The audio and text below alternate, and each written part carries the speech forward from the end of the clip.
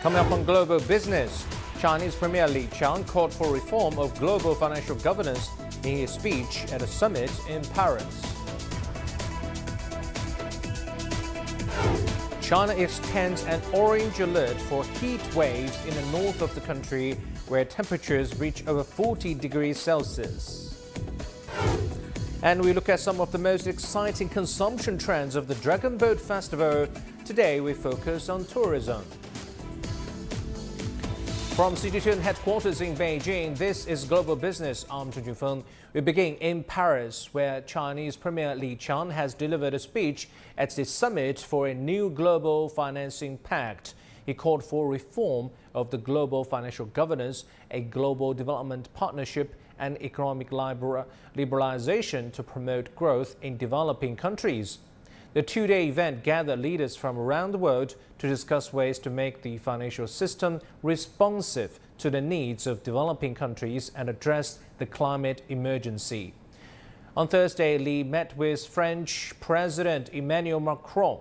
He said China and France share a common strategic and holistic perspective as two of the 5 permanent members of the UN Security Council.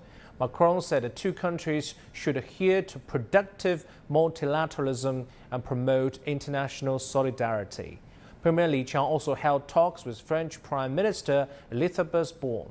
Li said China will work with France to improve the business environment and ensure mutual benefit for both countries.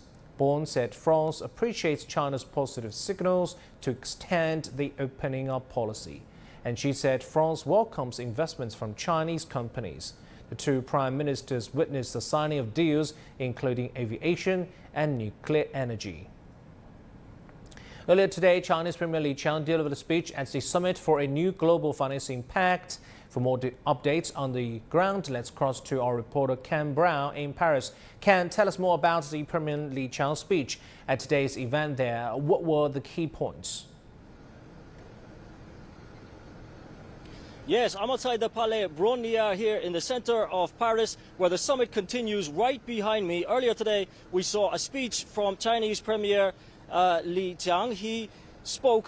He emphasized that EU and Chinese relations are at a new starting point, urging China and Europe to rise above any differences and to work together towards world peace and stability. Now, in terms of the summit, Li said that China is willing to help the developing nation in any way that it can, whether that be direct investment or supporting international global finance bodies like the IMF and the World Bank. We also heard he talked about debt relief and being willing to engage with all parties on that. That's a big theme here over these 2 days of this summit. Now, today, the headline-making pledges include $200 billion in the development bank over the next 10 years for emerging economies. And also, world leaders from the global north have finally agreed on that $100 billion package.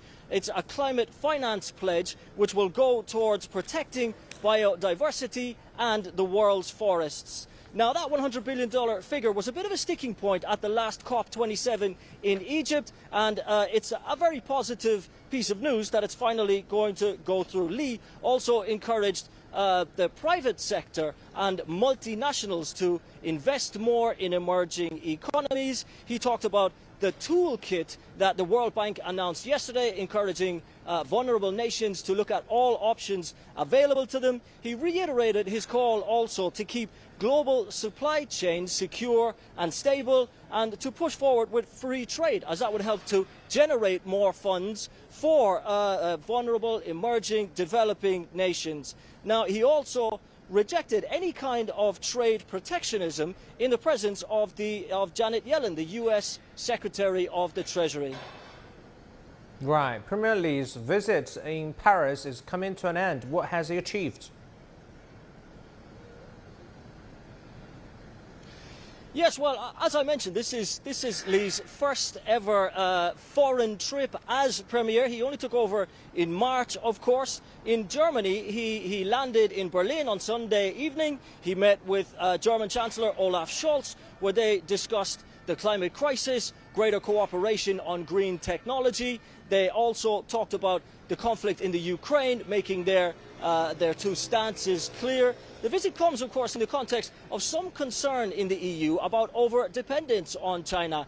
The current trade imbalance stands at around $400 billion, and the EU was talking about diversifying its partners. Now, Scholz and also Macron have made it very clear that that does not mean decoupling, it means de-risking. Li responded by saying that de-risking and lowering risk assessments, security, those things are not opposite to cooperation.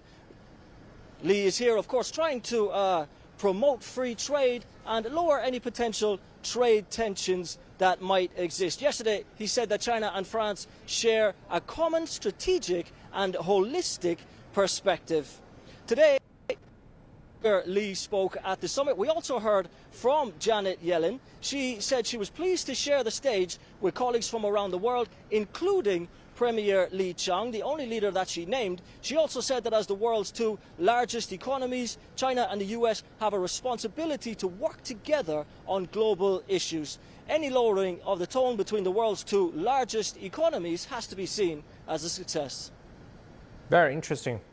Thank you so much for reporting there, Ken Brown, for us in Paris. Europe is stepping on the accelerator in a race to dominate electric car manufacturing, and France is seeking to position itself as the industry's capital on the continent. France unveiled its first EV battery production facility in the north of the country last month. 3 more gigafactories to make batteries are being proposed by European and Asian companies in an area dubbed Battery Valley. Natalie Gelgers has more. This giant assembly line of EV batteries marks a significant step in France's push to dominate Europe's green industrial revolution. It's also part of the country's efforts to close the gap on China's dominance of electric car making. Yes, it's a race, it's a global race. That's why you see European Union and the US putting in a lot of money, several billions of euros and dollars are being invested to grow the investment and the capabilities in the US and in Europe. It's not a closed market, so the Chinese will also be probably part of the equation. First, because they will continue to provide some batteries to the market, but also because on the value chain they are very present. And as you can see, there is already Chinese players who are investing in developing gigafactories in Europe. Around 50 such factories and projects related to electric vehicle manufacturing have been announced in France in recent years. This as leading companies look to bring the supply of components for electric motoring closer to their primary markets. We very much believe in the cluster approach because we are moving from a world of energy, we are moving from a world of centralized energy to decentralized energy and digitalized. What's changing is that we used to have large power plants going in one way down to the users. Now we can have energy produced locally, very remote, very decentralized, and that's the big change for all the industry. Because to produce these batteries, to produce the green hydrogen, etc., you will need a lot of green energy or low carbon energy. But the fact that you can produce them locally will also attract new manufacturing capabilities. Over the next 18 months, northern France's Battery Valley hopes to establish itself as the powerhouse of a transformation in Europe's automotive industry as it becomes the overseas base of Prologium from Taiwan, Sino-Japanese company Envision, as well as a French startup Vecor, with hope of luring other big players from the east. Chinese automaker BYD has an ambitious production timeline in Europe. This year, the company aims to establish between 15 and 20 sales and after-sales outlets in France alone. By 2025, it hopes to drive that figure up to 100 dealerships. As it expands, BYD is also rumored to be scouting locations for its first car factory in Europe. 77% of electric car batteries are made in China. The country's electric cars also dominate the global market. France is a very big business and there's a big market share there for electric cars, though it was quiet at first. It was hard to convince people to drive electric cars. But since June, the market has picked up thanks to lots of communication on our side, explaining our brand and why BYD is here. The French government has also been courting BYD company executives to set up operations in the former coal mining Pas-de-Calais region. But the company hasn't revealed its choice. Europe is stepping up its production of batteries and electric vehicles ahead of an EU ban on the sale of new petrol cars after 2035. With both economy and environment expected to feature high on the agenda during the visit of Premier Li Qiang, France will be hoping to establish long-term partnerships around the technologies that will power both countries' futures. Natalie Malchas, CGTN, Paris. You're watching Global Business. Come up next. China extends an orange alert for heat waves in the north of the country, where temperatures reach over 40 degrees Celsius.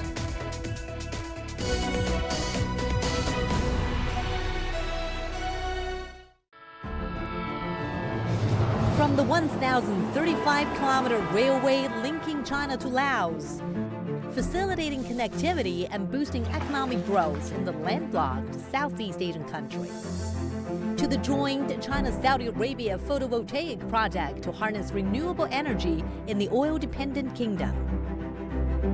The Belt and Road Initiative has come a long way since it was first proposed in 2013, complementing the development strategies of partner countries and building on their existing strength. 开创合作共赢的新模式。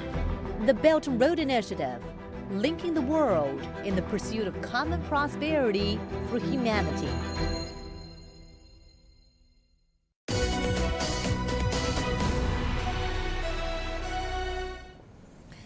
China's National Observatory has extended an orange alert, the second highest for high temperatures, as a scorching heat wave continues in the country's north. Temperatures in parts of Beijing, Tianjin, Hebei and Shandong rose rapidly, with the highest temperatures over 40 degrees Celsius on Thursday. Li Jingyi has the story. In northern China, an orange alert for high temperatures was renewed on Friday, the second severe warning in the country's three-tier system. Authorities have activated an emergency response. The capital, Beijing, is among the hardest hit. But in Beijing, the highest level red alert was raised on Friday, the city's first red alert in 9 years. The temperature in Beijing soared to 41.1 degrees Celsius on Thursday afternoon, the second highest reading since reliable records began in Beijing, just shy of the record 41.9 in 1999. The city forecasts that the heat wave will last until Saturday. I never thought Beijing was going to be hotter than Nanjing. The highest temperature in Beijing went up to 40 degrees Celsius. Shandong province is also on a red alert, with temperatures surging over 40 degrees in 26 regions. It was so hot and I was sweltering as soon as I woke up. It's usually cool in the morning, but today is different. It was super hot today. In Shandong, a number of service stations have been set up for outdoor workers to take a rest. These stations are equipped with drinking water, air conditioners, as well as other supplies to prevent sunstroke. They give us some respite in this scorching summer so that we can do our jobs and serve the city. Li Jingyi, CGTN. India is dealing with the impact of climate events on agricultural production. The year started with an early and intense heat wave in the first quarter, followed by untimely rainfall. But despite the possibility of the El Nino weather phenomenon, India's weather authorities have forecast a normal monsoon for the country. Ravenna Bava has more. Many parts of India are grappling with high temperatures this summer. In the last few years, frequency of heat waves in India has gone up. According to a rapid study released by scientists in May, heat wave in parts of southern Asia in April this year was made at least 30 times more likely by climate change. This kind of a heat feels 2 degrees warmer. Experience this kind of a heat wave about once in 5 years. Okay, so it's not that rare. But without climate change, it would have been 30 times rarer. India has been experiencing shifting seasons, and climate-related crop damage has become a harsh reality. The latest sector affected by these conditions is the country's sugar production, which has experienced a 4% decline from the previous forecast. Adverse weather conditions have taken a toll on the crop, resulting in an estimated production of approximately 33 million tons.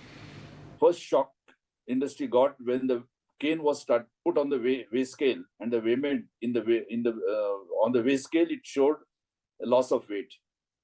And number two, when the crushing started, the sugar recovery had dropped down. So as a result, club effect of these two, the estimation started coming down. Climate scientists predict high probability of droughts and below average monsoons this year due to a looming El Nino effect in the Pacific Ocean. This year also, it looks like the temperature threshold will go up to 1.5 degree, more than 1.5. That will come into a kind of severe El Nino category. El Nino evolution is happening much faster than what we thought, or what models were predicting. So El Nino is developing much faster. But the Indian Meteorological Department has a different explanation. El Nino is developing and it will impact the monsoon, but because IOD also likely to be in the monsoon, so it will counteract. So impact of the El Nino on monsoon will be marginal. Nearly half of India's farmlands depend on monsoons, which last from June to September. Ravinder Baba, CGTN, Delhi.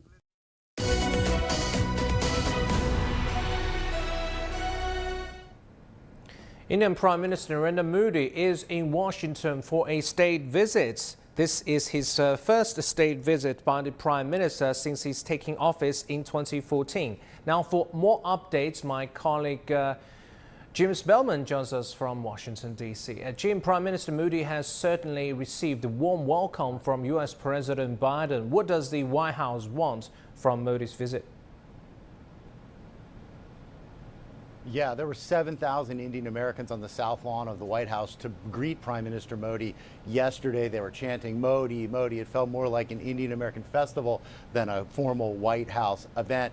The Prime Minister then gave a speech to a joint session of Congress, and it was back to the White House for a lavish state dinner. So certainly rolling out the red carpet, but there's also substance here behind all the pomp and circumstance. The United States would like to draw India closer both economically and militarily. Now, nobody here in Washington expects India to somehow join the United States and other Western powers in backing Ukraine in the ongoing conflict with Russia, but they would like to see India prepared to play a constructive role in potential diplomatic negotiations should the conflict come to that point. Also here in the United States, they would like to see India become less dependent on Russia for oil and arms. So two concrete announcements coming out of this trip. One, India will now be manufacturing General Electric fighter jet engines, and India will now be allowed to buy armed drones from a specific U.S. manufacturer. Now, China was not on the top of the itinerary list for any of the public comments or events happening during this trip, but clearly that was a thread running through the background of many of these discussions. Not everyone here in Washington happy to see the Prime Minister. There were protesters in the streets arguing that human rights have eroded under the leadership of Prime Minister Modi, and that there's been a decrease in democracy in the country as well. And we saw several Democratic lawmakers on Capitol Hill skip the speech in protest. Back to you. Prime Minister Modi is in Washington for another day. What can we expect?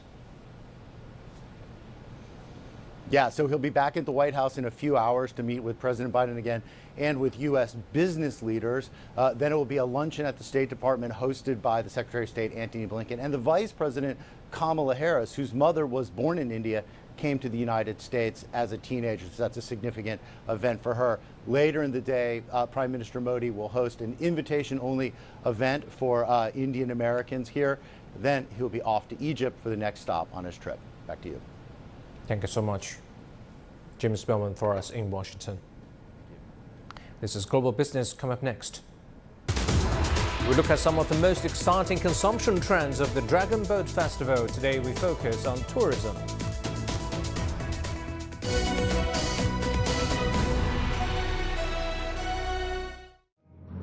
Chinese Premier Li Qiang has recently concluded his official visit to Germany and France, resulting in fruitful economic outcomes and paving the way for enhanced cooperation, which will elevate bilateral ties to new heights.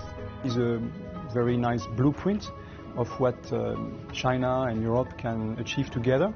In 2022, China maintained its position as Germany's largest trading partner for the 7th consecutive year, solidifying its standing with no indication of a shift. I'm here to contribute to further investment in China. Airbus is investing, Airbus is growing in China. We can use the innovation and the technology from China to serve the local market, but even the whole world. Germany and France, being the two largest economies in the EU, are widely regarded as the driving forces behind the 27-member bloc. China's deepening relationship with these two countries will undoubtedly have a spillover effect across the EU.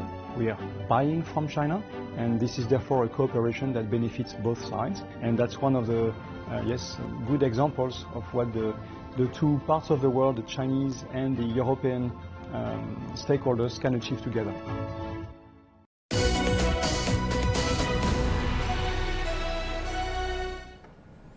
Today is the second day of the three-day Dragon Boat Festival holiday in China. Authorities expect another 12 million passenger trips to be made by train on Friday, on top of the 16 million on Thursday. China Tourism Academy, a data provider, said total consumption during the holiday period that ends on Saturday could reach 37 billion yuan, or about $5 billion. Moviegoers have already helped add some 600 million yuan to the consumption boom, according to real-time data from ticket provider Dengta. The demand for outbound travel during the Dragon Boat Festival is much higher than for domestic trips.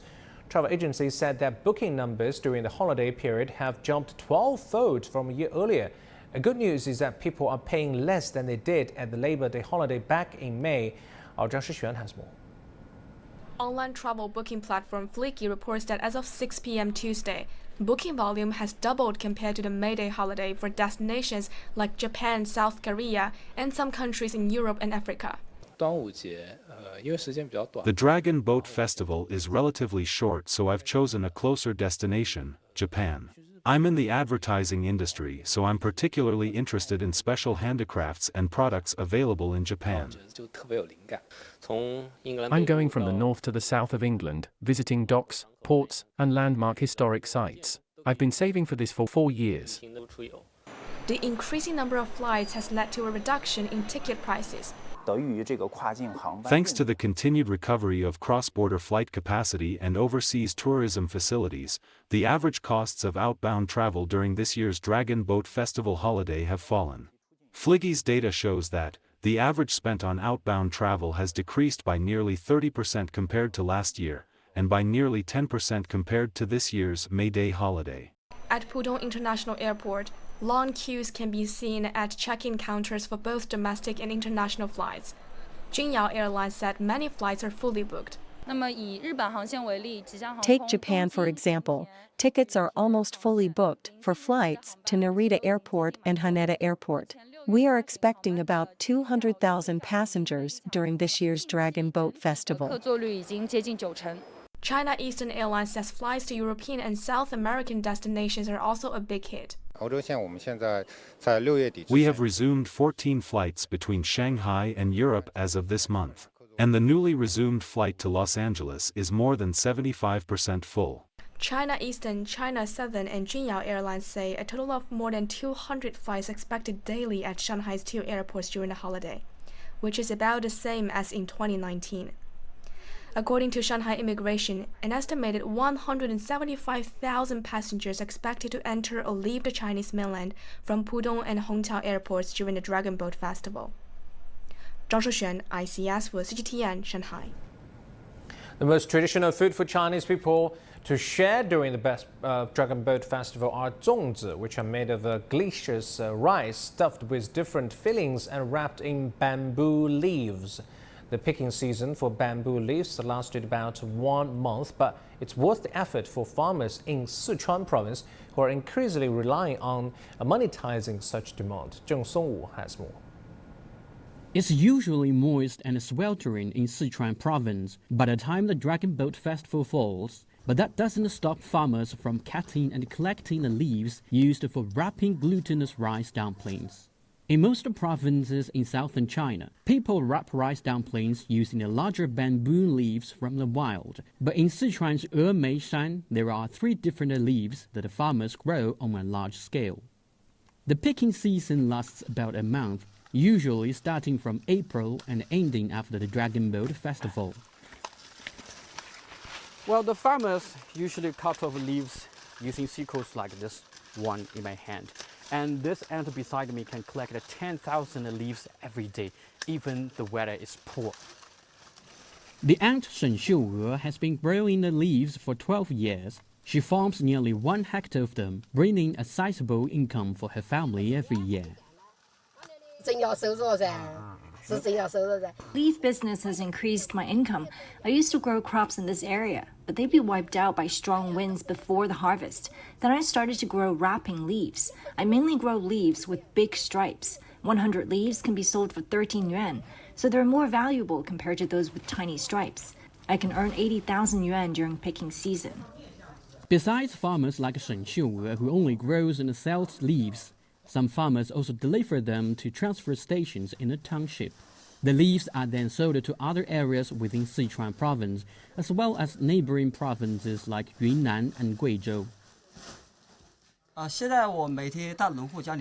I collect the leaves every day from several households. I can collect millions of leaves during the busiest period, but now the number is about 200,000. It's tiring, but I think it's worth helping farmers sell their products. The leaves earn me more than 10,000 yuan in a picking month.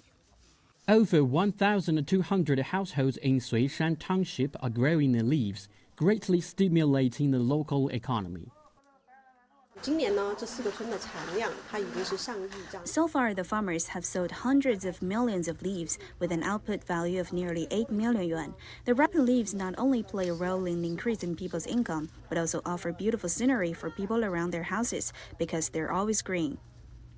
The official of Suishan Township is now helping households to develop cooperatives, enhancing the industrial chain of the leaf business to promote rural revitalization.